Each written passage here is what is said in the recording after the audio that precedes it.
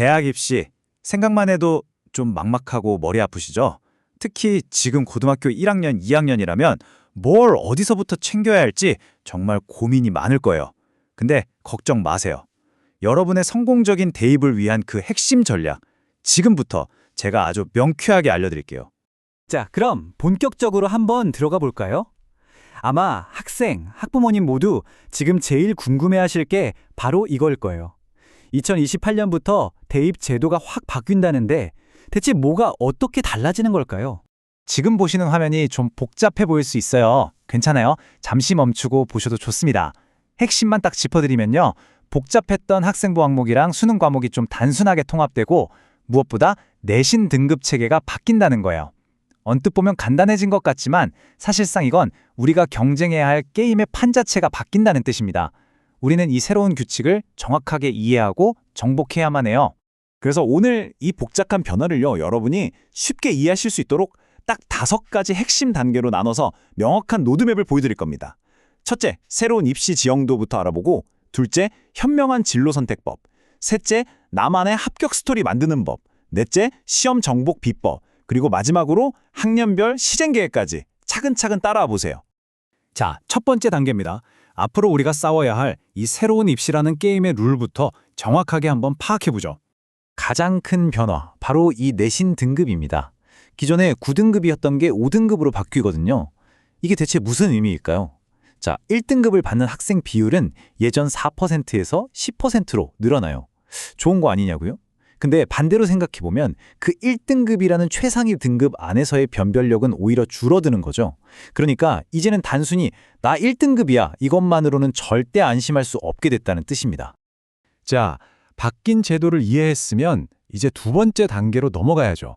바로 여러분의 선택이 미래를 어떻게 결정하는지에 대한 이야기입니다. 이제 고등학교 때 어떤 과목을 듣느냐가 그 어느 때보다 훨씬 중요해졌어요. 그래서 우리가 여기서 딱 하나 기억해야 할 원칙이 있습니다. 바로 현재 나의 모든 공부와 활동을 내가 가고 싶은 미래의 목표와 일직선으로 연결해야 한다는 거예요.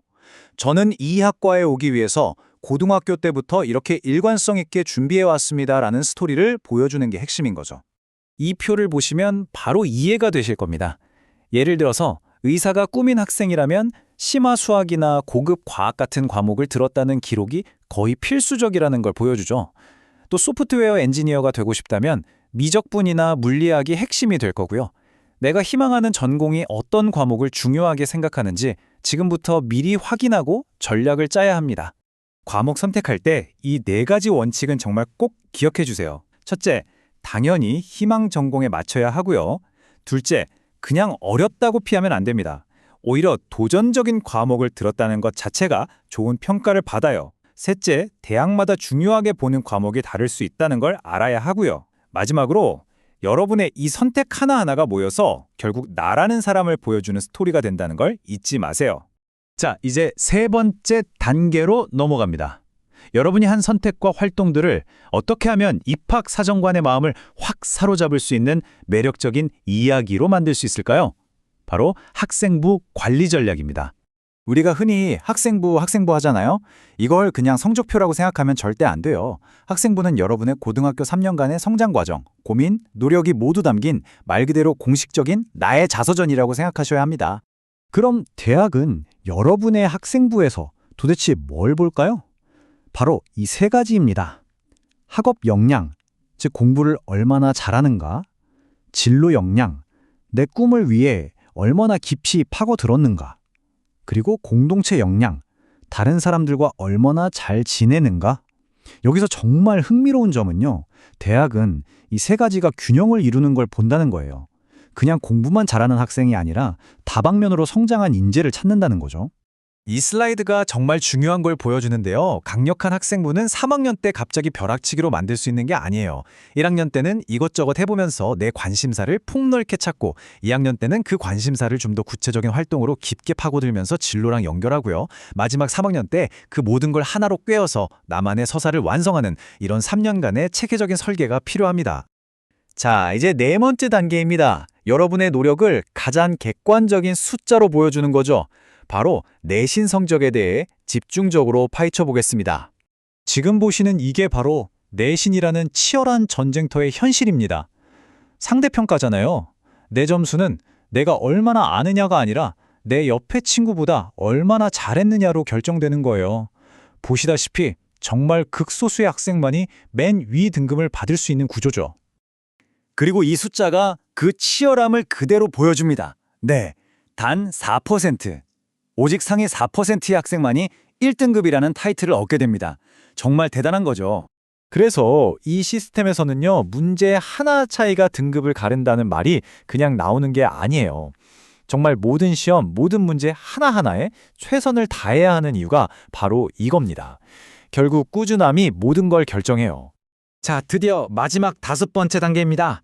지금까지 우리가 살펴본 큰 그림이랑 전략들은요, 이제 여러분이 당장 실천할 수 있는 구체적인 연간 계획으로 한번 만들어 보겠습니다. 이거는 달력에 꼭 표시해 두세요. 3월에 보는 전국연합학력평가, 5월과 12월에 있는 맞춤형 진학상담, 그리고 7월에 대학 진학 박람회까지. 이 날짜들은 경남교육청에서 여러분을 돕기 위해 마련한 아주 중요한 이정표들입니다. 놓치지 말고 꼭 활용하세요. 결국 성공적인 대입 전략이라는 건요, 이 4개의 바퀴가 모두 잘 굴러갈 때 완성되는 거예요. 내신 성적, 나만의 학생부 스토리, 수능 준비, 그리고 진로 탐색까지. 어느 하나만 잘한다고 되는 게 아닙니다. 이 4가지 영역에 대한 균형 잡힌 노력이 바로 성공의 열쇠예요. 오늘 제가 드린 모든 말씀 중에 딱 하나만 기억해야 한다면 바로 이겁니다. 대입 준비는 3학년 때 시작하는 단거리 달리기가 아니라 바로 지금 1학년 때부터 시작하는 긴 마라톤이라는 사실이에요. 여러분만의 특별한 이야기를 바로 오늘부터 만들어 가세요. 그리고 이 길고 힘든 여정을 절대 혼자 갈 필요 없습니다. 경남교육청 대입정보센터를 비롯해서 수많은 자료와 전문가들이 여러분을 돕기 위해 기다리고 있어요. 막막하고 힘들 땐 주저하지 말고 도움을 요청하세요. 저희는 오늘 여러분에게 성공으로 가는 지도를 드렸습니다. 이제 그 지도를 들고 여러분의 미래를 향한 여정을 직접 시작하는 건 바로 여러분의 몫입니다. 자, 준비되셨나요?